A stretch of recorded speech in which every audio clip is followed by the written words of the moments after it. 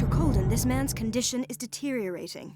What says Dr. Fuller? It's his patient, after all. He's busy with Captain Fitzroy. He specifically asked us not to bother him when that's the case. Oh, of course. I'll see what I can do. Mr. Blake, can you hear me? I'm Dr. Colden. We'll take care of you. There's nothing we can do. Why? I tried talking to him. He's catatonic. Why am I in Colden's body? What can you tell me about him? He was highly agitated an hour ago. We were about to tie him down when he fell asleep. 10 minutes ago, he curled up into a fetal position. I thought he was waking up, but no. Show me his file. That's not possible. Don't tell me Dr. Fuller has taken this file as well. We need it. That's why I called you. This man's ailment has been hidden from us. Come on now. What was he treated for? An intoxication, I was told. After inhaling chemicals.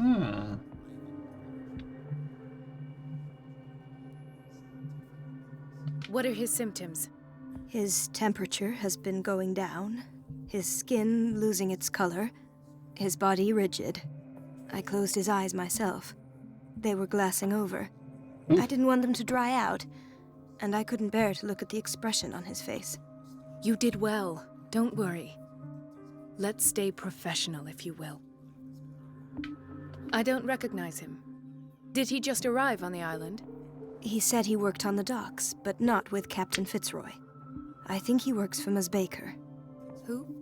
You know, the woman at the head of their gang. They call her Cat. Oh, I see. Do you have other questions? That'll do for the time being. Any idea what this man might be undergoing? Very well. I'll examine him.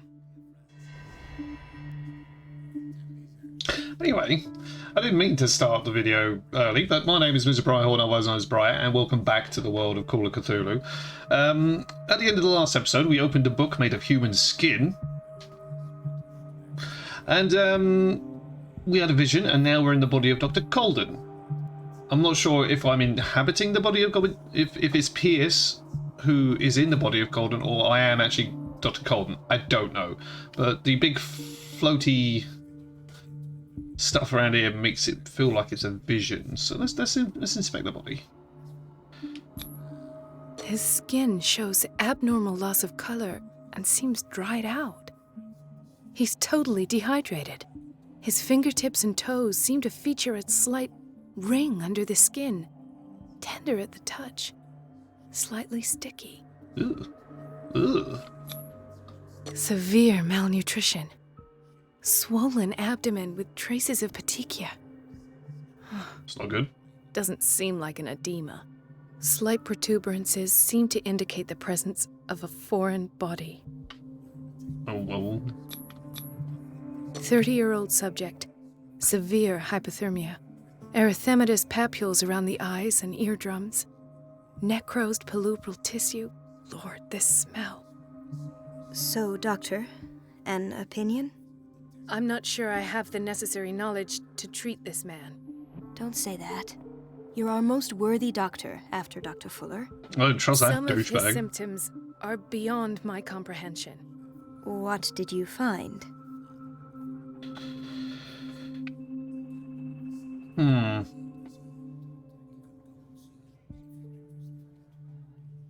Something in his belly. Did you examine his abdomen? It would seem there's something inside. He hasn't eaten in days. Are you certain it's not an edema? No. Can't you recognize an edema? Pushing with your finger won't leave a trace. And look at these bumps. It's not like he could be pregnant. Whatever it is, this man has something inside him that shouldn't be there. We should operate on him at once. Oh, God. Dr. Fuller said not to worry, that the edema would go away by itself. You know, I'm not sure Dr. Fuller is telling the truth. What are they talking about? In spite of the muscle contractions, his arms seem limp. Yes. They can't have decalcified, not at this rate. And yet, if there is a bone in this arm, it's softer than that of a newborn baby. What about his cranium? It's soft at the touch. Oh, It does seem like the skull of a baby. Look at these sticky rings growing at his fingertips. What can be happening? I'm sure you'll find an explanation. You have to. I see signs of hypodermoclysis, but he's still dehydrated. When was his last IV? He's constantly under perfusion. I've even gone beyond the recommended dose to no avail. And you won't believe me, but when we bathed him earlier, He seemed to feel better? yes, like he needs an aquarium, not a perfusion. But that doesn't explain his condition.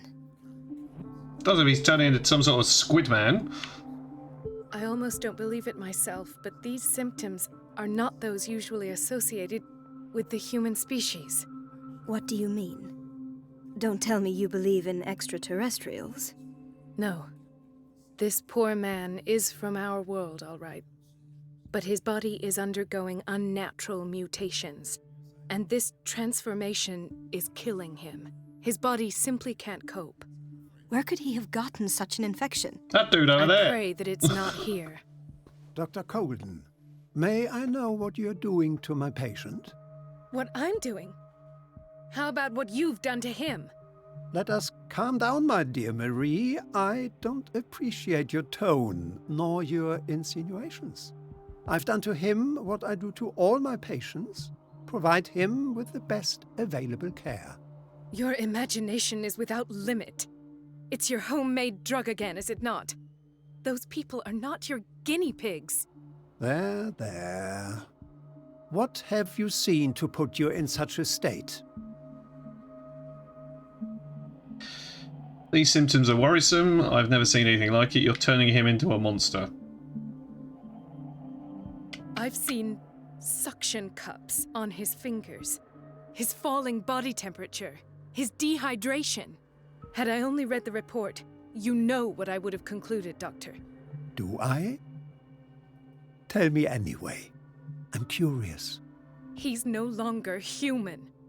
These are the attributes of an animal. Fascinating. An animal, you say? Could you be more precise? Cephalopod, perhaps? This amuses you. Your reaction does. I know your thirst for knowledge, Doctor. It's your innocent worries for this man that have you overreacting. For this man, and the others whose medical files you've been hiding. I have to protect my discovery. These people owe me their life, but the world isn't ready yet. It will be, in time. I will not let you do this. You disappoint me, Marie, but I still have hope you'll one day share my point of view. In the meantime, take care of your own patients and try not to forget who you're dealing with. Was that a threat?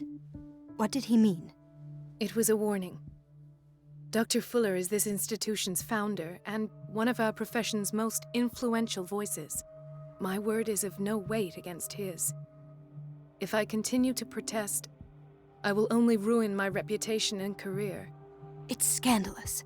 Can't we do anything? Is there no evidence of his crimes?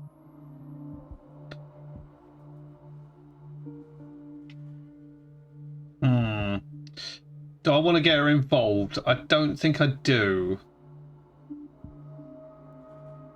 I disapprove of Fuller's methods, but his treatments have saved more lives than I can count. And Mr. Blake? You said yourself he was dying. I don't know what to think for now. What I'm sure of is that Fuller is hiding something from us. Damn Skippy he And I is. need to know what that is before I take a chance exposing him. And where would you find those? In his office? What if you get caught? I'd rather not think about that. I'm counting on your discretion. Of course, Doctor. You can count on me. I'll keep Mum.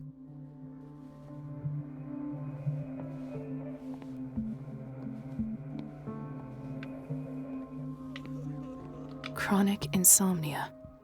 Like half the island. Yeah, that's why they're all taking sleeping pills, yeah.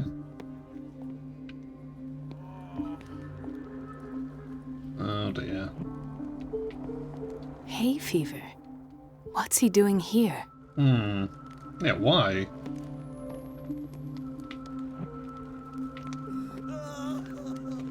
He broke his back in an accident down by the docks. Ah, the whaling station. What's wrong with me? What are you talking about? Doctor, that you? Yes, it's Dr. Colden. Tell me what happened. It's the old whaling station. See?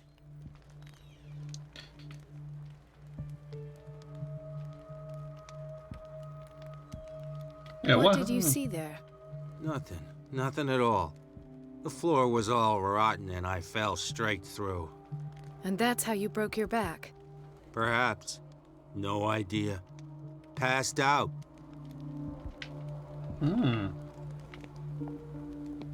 Why did nobody tell me about her admission? Maria Colden. File describes the state in which Irene Sanders entered the Riverside Institute as well as the treatment centers to her, but added a handwritten note. He recommends to take her down to... Hang on a second. That's Sanders' wife. Mrs. Sanders?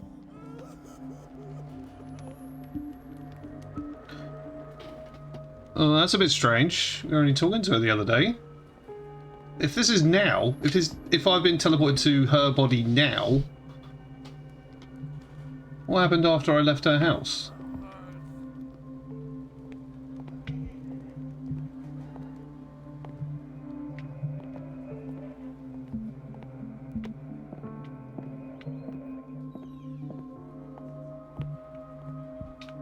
Intoxication from breathing organic vapors.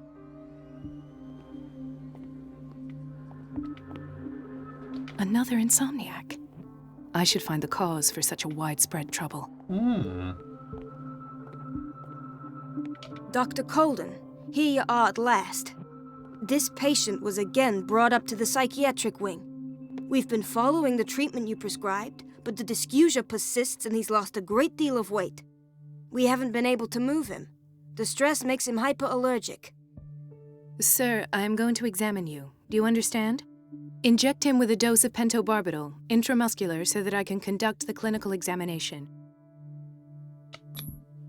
He bit his lips so much, they're still bleeding. Oof. White froth, evidently because of such drooling.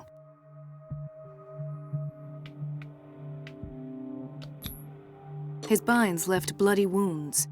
So, Doctor, what should we do with this patient?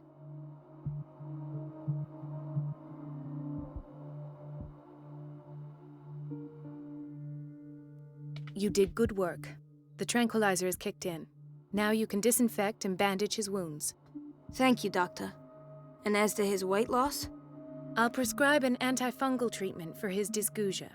In the meantime, feed him intravenously. It'll be done.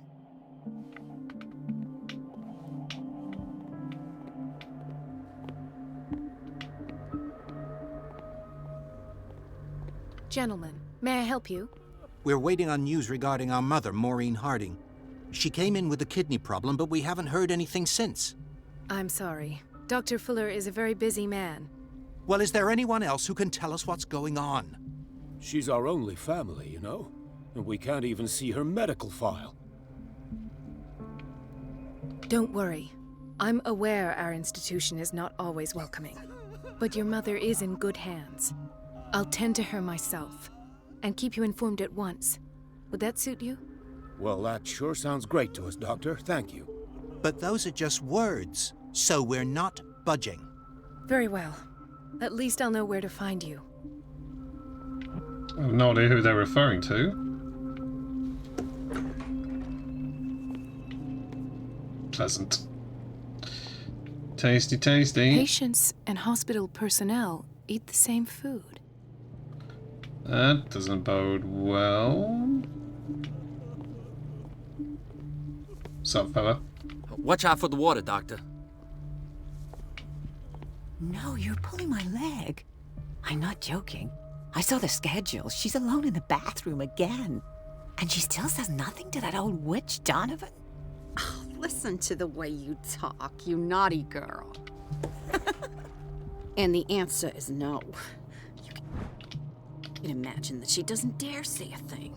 That silly goose lets herself be trodden on. Oh well. What are they talking At least about? we won't have to clean for a while. And just wait and see the next time the water's cut off. It's a real show.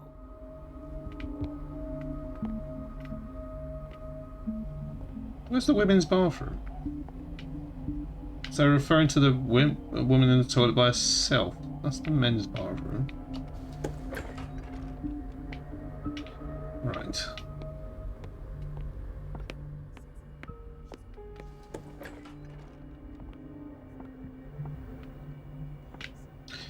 What am I looking for?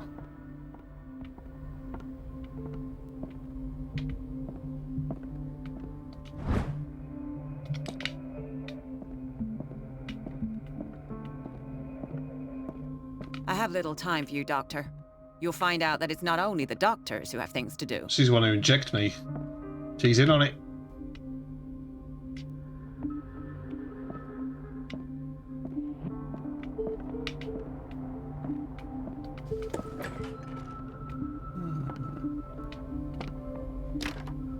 I don't have any business in the boiler room.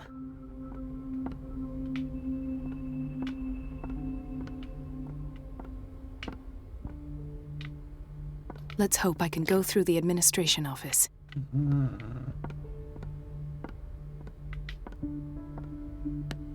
That was this one. Wait a minute. Where do you think you're going? Dr. Colden. Mrs. Donovan. Nobody goes into Dr. Fuller's office. But rest assured, I'll tell him you came by. That won't be necessary. Thank you. I will tell him, nonetheless. Yeah, I don't trust that look. She looks shifty. Wait a minute. Oh. Where do you think you're going? Go away. Dr. Colden. Mrs. No, but that- Right.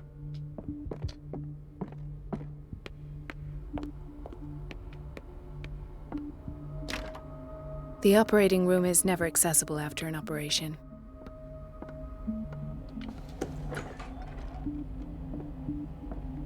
Dr. Colden, we need you at once in Dormitory B.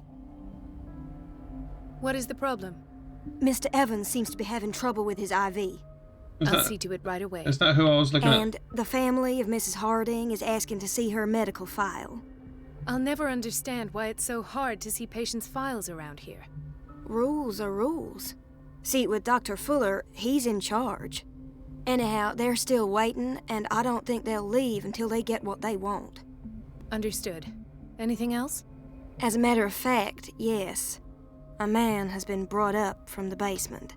I saw him, yes. It's always the same thing. They bring them up, without any explanation, with a multitude of self-inflicted injuries. We take care of the wounds, and then they leave. Each time, I feel like I'm sending them back to hell. Their affliction is not our responsibility. You cannot save everybody, Doctor. This man, Edward Pierce, his file is incomplete. What did Fuller do to him?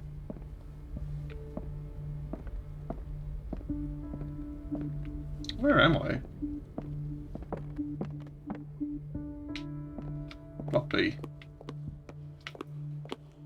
Mr. Evans. It's block A.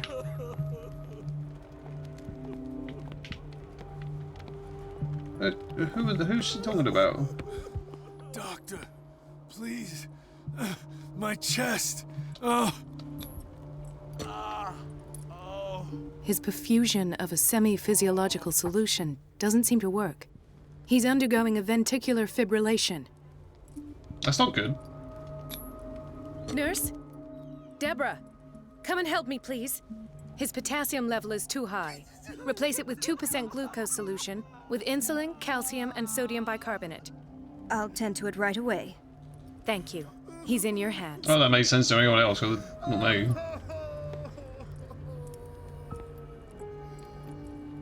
How am I How am I gonna distract Donovan?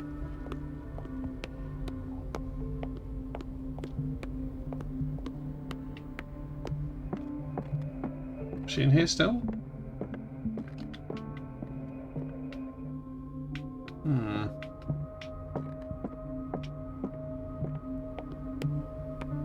down here. It's reception. Sorry, but nobody can take anything until I finish the inventory.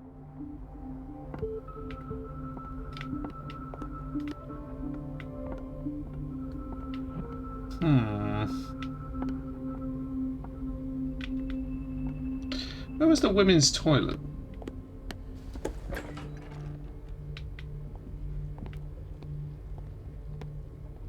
We've been waiting to be restocked for weeks.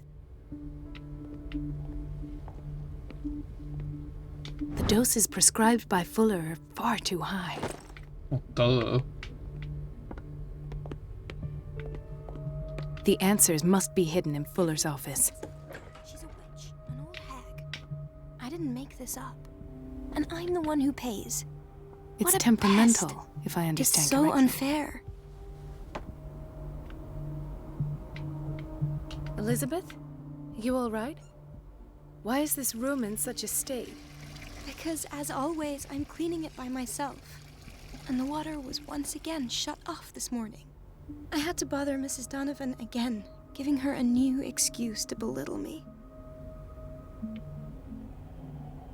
Do you really need Mrs. Donovan to open a valve? Why not ask the janitor? I can't make these decisions without her approval. Imagine if there were a leak. Oh. Anyhow, the boiler room is locked half the time. So every time the water gets shut off, I have to go and endure her reproach until she's settled the problem. I see. Courage, Elizabeth. Thank you, Doctor. Alright, go and tell her. I need to get in the boiler room. How do I get in the boiler room?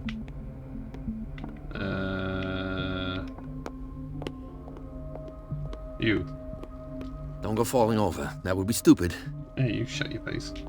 Alright, boiler room was round here. The door to the boiler room is locked. I have to get the key if I wish to get rid of Donovan.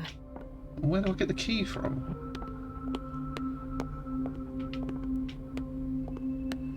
You have the key. Watch out for the water, Doctor. Dr. Colden? Hello, Betty. I'm looking for the key to the boiler room. What for? To put it in its place. Perhaps I should do the same with you. I beg your Shots pardon? fired. I suspect you of having a little too much fun at Elizabeth's expense. But be warned, it could easily be you they will all be laughing at tomorrow. You are right, Doctor. The key is in the dormitory office in Block B.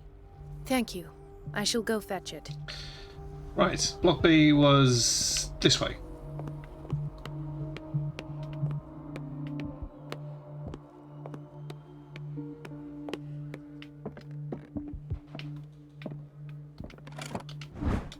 The key to the boiler room.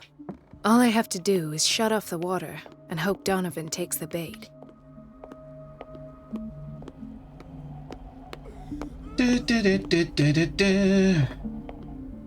Alright, in we go.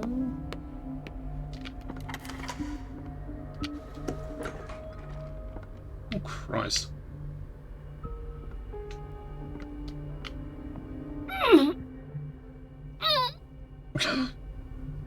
I can't shut this with my bare hands. I need a tool. Yeah, there's plenty here.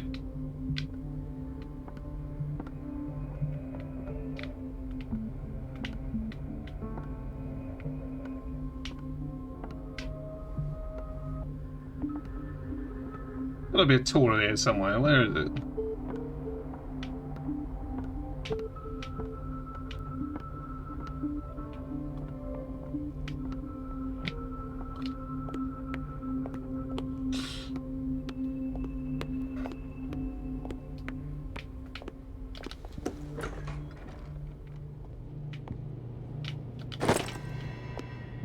I suspected he would have something.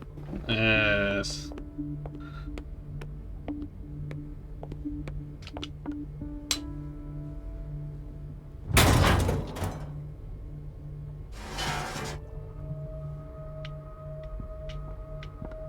I feel guilty about Elizabeth, but I need the diversion.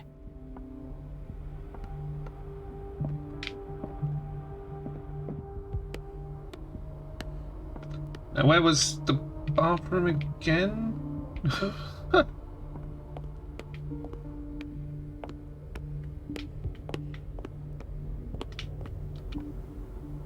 It's temperamental, if I understand correctly. Dr. Colden, might there be a problem with the water? I was about to mention it. It seems it's been cut off yet again. I can't take this, Marie. I feel I'm gonna burst. It's not your fault if we have defective plumbing. And yet, I'm the one who gets punished because I'm gonna have to square off with that annoying old witch. Courage, Elizabeth. Here we go. And hold your tongue this time.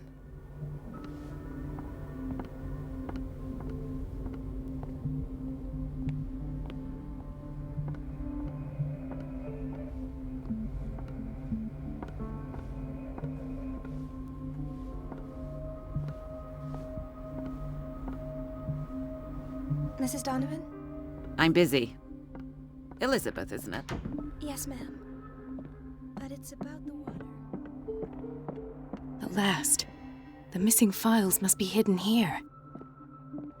But where? Where? Something is wrong with these masts. It's some sort of puzzle. Ah.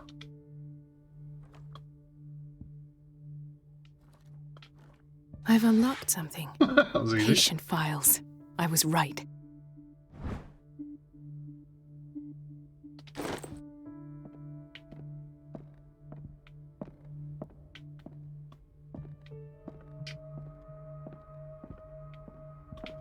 Is there anything? Conclusions. Session number 17. Patient? Sarah Hawkins. Oh, that's interesting. The patient appears to have finally accepted the illusory nature of what she calls the mythos. It goes without saying that these peculiar delusions are the price that comes with her exceptional gifts.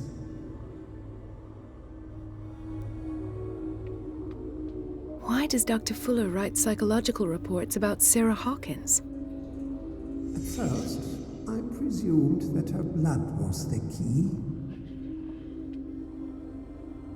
What? Why? Nothing to explain Mrs. Hawkins' abilities.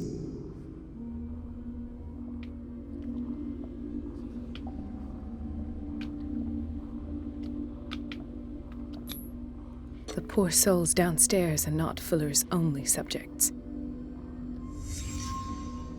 Then James came, irate that Charles was keeping secrets from him.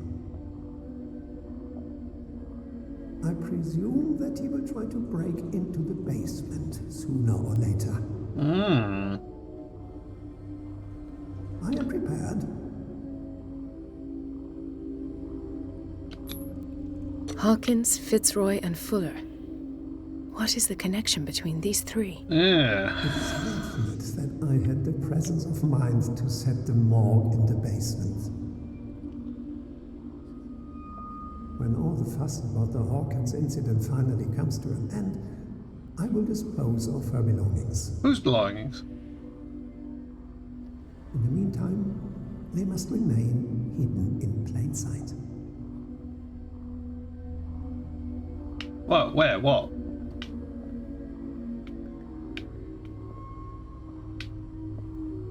Of course. Sarah Hawkins is the connection. What?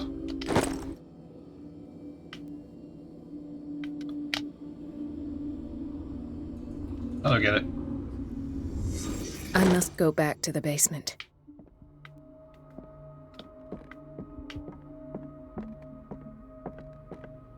Which way was the... It was this way, wasn't it? Yeah.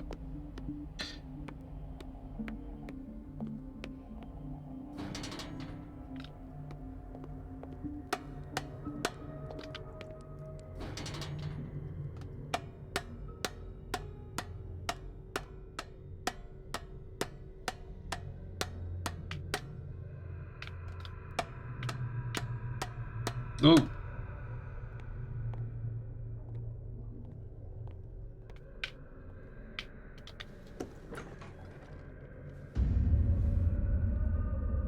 Ah, now that's the Marie that I know. I knew I could count on your scientific curiosity. It's time to show you what you were so eager to discover. He just shanked me!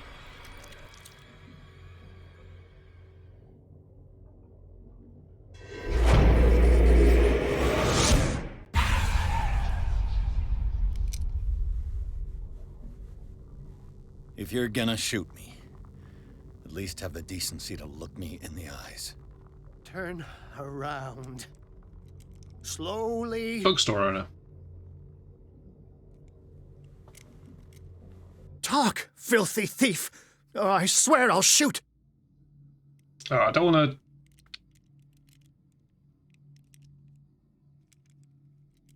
Yeah. Take a minute to look around. Everything points to Charles Hawkins. He's dead! No. He was here for a very specific item. Oh, no. The book. Why was it in the safe? Have you read it? Answer the question. How foolish of you. Now you won't be able to escape his will. What did it show you?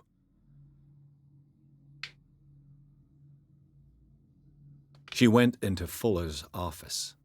She was looking for Sarah Hawkins' corpse. Sarah Hawkins, you say? Let's go back to the start, shall we? Whose life did the Necronomicon choose to show you? Dr. Colden. Book of the Dead. She was at the Riverside Institute. She's in danger. I have to go. Wait. No one knows the occult better than me. You might need my help. Yeah, all right. All right. I might need you after all. Perfect. Let's meet later at the Hawkins mansion. Now go. Rescue the doctor. Thank you, Drake.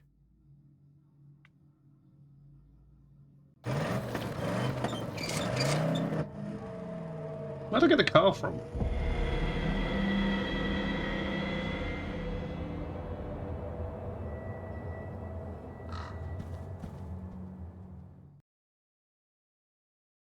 The book projected Pierce into the body of Dr. Colden. The detective watched helplessly as Bradley's friend carried out her inquiry. Confronted with the experiments of Fuller, she got into his office and discovered that the director of the Riverside Institute was hiding information on, if not the body of, Sarah Hawkins. But she was discovered by Fuller. Pierce must save her before it's too late. Dramatic. Right, so with that dramatic reveal, I think I'm going to leave it there while this loads. It's taken a very strange turn.